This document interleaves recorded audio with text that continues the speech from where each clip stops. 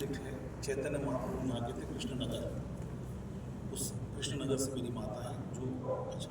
फिर जब बंटवारा हुआ तो परिवार जैसे बिखरता है, तो हमारा परिवार वहाँ से प्रयागराज आ गया पिताजी की तरफ से, और माता की तरफ से परिवार कानपुर आ गया। मेरा जन्म उत्तर प्रदेश में। प्रयागराज के साथ जबलपुर का आप लोगों को पता होगा बहुत संबंध है, बहुत शादियाँ यहाँ की वहाँ की लड़कियाँ यहाँ से गई हैं, वहाँ से आई हैं।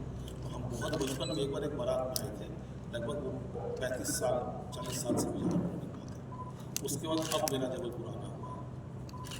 आज से 25 वर्ष पहले जब मैं राइटिंग करते हुए, फिर वकालत पढ़ के, पत्रकारिता करते हुए दिल्ली होते हुए मुंबई आया, तो मेरा परिचय पारस जी के साथ हुआ। जो आपका सवाल था कि शुरुआत, तो मैं 12 साल की उम्र से मैंने लिखना शुरू किया। आप लोग सब जानते होंगे कि पहले डायरियाँ होती थी बहुत अच्छी अच्छी, और हर घर में डायरियाँ एक दूसरे को लोग गिफ्ट करते थे, खरीदी जाती थी। तो मेरे पिताजी सरकारी अधिकारी थे, वो कुछ डायरियाँ खरीदते भी थे, उनको लोग गिफ्ट भी करते थे।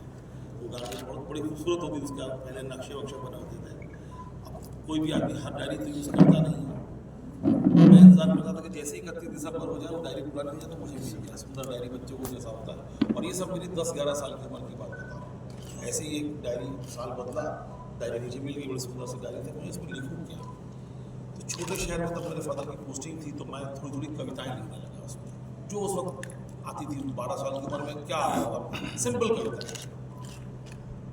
लेकिन वो 12 साल से 16 साल की उम्र तक वो कविताएँ भरने में 365 पेज, उसके इतना समय नहीं था। लेकिन वो छुपा के लिखता था कि कोई देख ले, कोई हंसे ना कि क्या क्या लिख रहे हो। और अब तो एक अच्छी बात हुई भारत में कि हर कम्युनिटी के लोग अपने बच्चों को ललित कला और उन सब में आगे ले जा रहे हैं, लड़कियों को भी।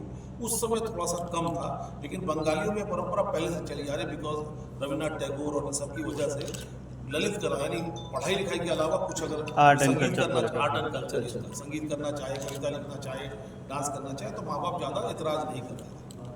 तो हमको उस चीज़ का बेनिफिट मिला।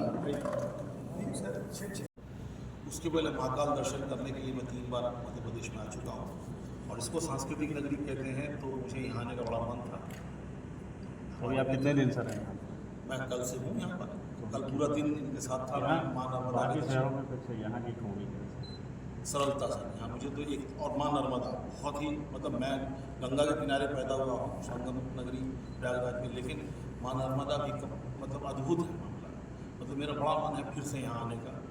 तो जो मतलब ये एक स्पिरिचुअल जगह लगी मुझे। आपने जिस तरह के गीत लिखे हैं जी सर, वो तो सुनने लायक सुमधुर थे, जो भी आपने। अब फूहड़ता आ रही है, डबल वल्गैरिटी आ रही है, चाहे वो किसी भी चीज़, तो इसको लेकर आप क्या कहना चाहेंगे? जो गीतों में वल्गैरिटी, वर्ड में वल्गैरिटी, गीत शब्दों से ही वल्गर या अच्छे हो सकते हैं। मैंने आज तक कोई गीत ऐसा नहीं लिखा। आइटम सॉन्ग जिसको कहते हैं वो भी मैंने एक दो लिखा, लेकिन उसको मैंने फोक के अंदाज में लिखा, लोक संगीत के अंदाज में लिखा। हमारे विवाह पे तमाम तरह के गाने होते हैं हर प्रदेश में, बिहार में भी, मैथिली में भी, हमारे मध्य प्रदेश में भी, हर जगह फोक है। फोक में छेड़खानियाँ होती है, शादी के गानों में चुहल होती है, लेकिन उसमें गरिमा हमेशा मेंटेन की गई। ये हमारे समाज की विशेषता है कि इसमें गरिमा का अभाव कभी नहीं रहा। तो मैंने भी लिखा, एक फिल्म आई थी पेस्ट्री में ही एक गाना, जहाँ लता जी के साथ मैंने क्लासिक गाना कितने अजीब रिश्ते हैं यहाँ पे लिखा, आशा जी के साथ हुजूर आला लिखा। वही सपना अवस्थी ने एक मेरा गाना गाया था, हरियल जवानी मेरी सूखी लेते थे और मुझे बुलाते थे। ईजी कहाँ है, पहले संगीत को लेकर या पहले अपन खुद के विचार? सर ईजी तो हो जाने के बाद ही पता चलता है, पहले तो बहुत कठिन लगता है। नहीं तो मतलब संगीत मिल जाता है तब वर्ड लिखना अच्छा है, या ज़्यादा सरल लगता है, या पहले शब्द लिखते फिर बाद में संगीत तैयार होता है? अब मुझे आदत हो गई, तो इसलिए मुझे समझ में नहीं आता कि दोनों में दिक्कत क्या है। आप मुझे अभी कुछ लाला लाला करके देंगे, मैं लिख दूँगा। तो अब जैसे मैं आपको एक एग्जाम्पल देता हूँ, एक गाना है मेरा फैशन का है ये चलो, क्योंकि बाकी गानों में तो आपको पुराने गानों से कुछ एक सपोर्ट मिलता था। हमारा प्रेम का गीत है, हजारों प्रेम के गीत हैं, विरह के गीत हैं। फैशन पे कोई गीत नहीं था, और वो गीत मैंने 2.5 घंटे में लिखा था। और तो मुझे बुलाया गया, और उसके जो म्यूजिक डायरेक्टर थे वो मेरे दोस्त भी नहीं थे, क्योंकि उनके साथ पहली बार काम कर रहा था। साथ में पहले से दोस्ती से केमिस्ट्री बदला। तो उन्होंने मुझे क्या सुनाया, उन्होंने सुनाया ला ला ला ला ला ला ला ला ला ला ला ला ला ला ला ला, इस तरह से गाना आगे जाता है। अब इससे आपको फैशन लिखना है। फिर सोचना शुरू किया, तो मैंने लिखा, जिस्मों का है ये जलवा, किस्मों का है ये जलवा, शोहरत भी दे ये जलवा, अक्सर भी दे ये जलवा। तो ये हो गया, लेकिन उसमें बड़ी कठिन था कि फैशन पे मैं क्या लिखूँ, कपड़े, फैशन, ग्लैमर, विचार कहाँ से लाऊँ। लेकिन वो हो गया गाना और लोगों ने बड़ा आशीर्वाद दिया। ये तो बड़ी ब्लेस्ड जगह ज़मीन, इसको सांस्कृतिक नगरी भी कहा जाता है। और मैं तो 2 दिन हो गया, तीसरा दिन है, मुझे तो बड़ा मज़ा आ रहा है। और यहाँ से बहुत कलाकार हैं, खुद स्वामी जी बैठे हमारे बगल में, उनके साथ मैंने बहुत काम किया है। आदेश जी थे यहाँ से, और भी लोग काफ़ी। अभी मैं मॉरिशस में एक शो करने गया था, तो सारे म्यूजिशियन जबलपुर के थे, मतलब सारे संगीतकार और जो साउंड इंजीनियर थे, 6 के 6 लोग, और ऋषिता विश्वकर्मा भी मेरे साथ गए। अच्छा, सब लोग यहाँ से, उनकी टीम में हाँ, तो पूरी टीम मैं लेके गया था, तो सारे जबलपुर से गए थे। यहाँ से मुंबई गए, फिर मुंबई से हम लोग मॉरिशस गए।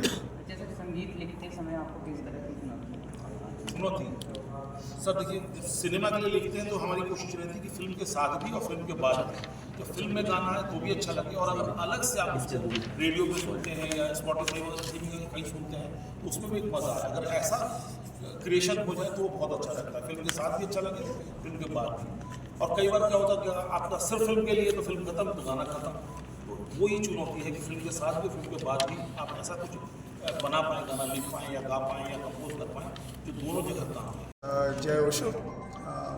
मैं स्वामी प्रेम पारस और हमारे संदीप नाथ जी जिन्होंने कम से कम 80 गाने 80 पिक्चरें की हैं और कम से कम 30 गाने सुपर हिट दिए हैं, लता जी से लेके आशा जी से लेके अरिजीत सिंह तक और श्रेया घोषाल तक। जो आप सुन रहा है जी रही हूँ मैं, सुपर हिट गाना है।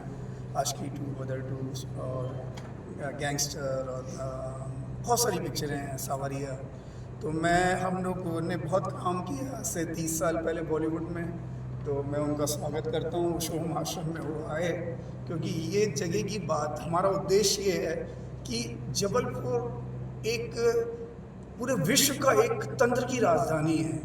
जो आज उनको इतने बड़े लिरिसिस्ट आके, रिनाउंड पर्सन आके जब इस जगह की तारीफ कर रहे हैं, तो ये जो हमारी तंत्र का क्षेत्र, जो आध्यात्मिक हमारी ऊर्जा जो क्षीण हो रही है, जिसको फिर से जागृत होना चाहिए। और यहाँ पे लाखों लोग, करोड़ों लोग पूरी दुनिया से यहाँ पे ओशो का ध्यान करने आए, महर्षि महेशोगी के लिए आए, 64 योगिनी के लिए आए, माँ नर्मदा के पास बैठे हैं। तो हम एक पॉजिटिव और सकारात्मक ऊर्जा बना सकते हैं। तो इस प्रेस कॉन्फ्रेंस में हम यही मैसेज देना चाहते हैं कि देखिए, इतने बड़े बड़े लेजेंड्स आके वो ये आश्रम का अनुभव ले रहे हैं, तो ये शहर क्यों अछूता है। तो आपके द्वारा हम चाहेंगे कि इस शहर को बात पहुँचे कि आइए ओशो आश्रम भेड़ाघाट, जहाँ पे दुनिया से लोग आ रहे हैं, रिनाउंड लोग आ रहे हैं। पंडित हरिप्रसाद चौरसिया 2 बार आए, शिवामणि आए, नीलाद्री कुमार आए, 250 आर्टिस्ट वर्ल्ड के आ रहे हैं, लोग जर्मनी से बाइक चला के आ रहे हैं यहाँ पे मेडिटेट करने। तो शहर के लोग आएंगे तो फिर बहुत मज़ा आएगा, और इस शहर की जो उन्नति है वो आपको, जैसे पूना, जहाँ ओशो ने 10,000 घंटे सत्संग किया 10 साल, तो आज पूना देखिए कितना ब्राइट है। तो ओशो को ज्ञान प्राप्त जबलपुर से हुआ है, तो ये बात पूरे वर्ल्ड में जानी चाहिए कि ओशो को एनर्जी कहाँ से मिली है। तो हमें आपका सहयोग, पत्रकार लोग का सहयोग बहुत ज़रूरी है, और सारे जबलपुर के जितने भी प्रतिभाशाली व्यक्ति हैं उनका सहयोग बहुत ज़रूरी है। अच्छी आत्मा, पवित्र आत्मा का सहयोग से हम ये बात दुनिया तक पहुंचाना चाहते हैं। गुरुदेव,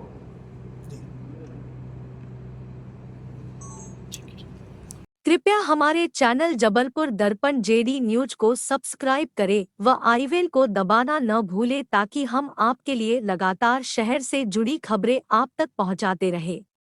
धन्यवाद।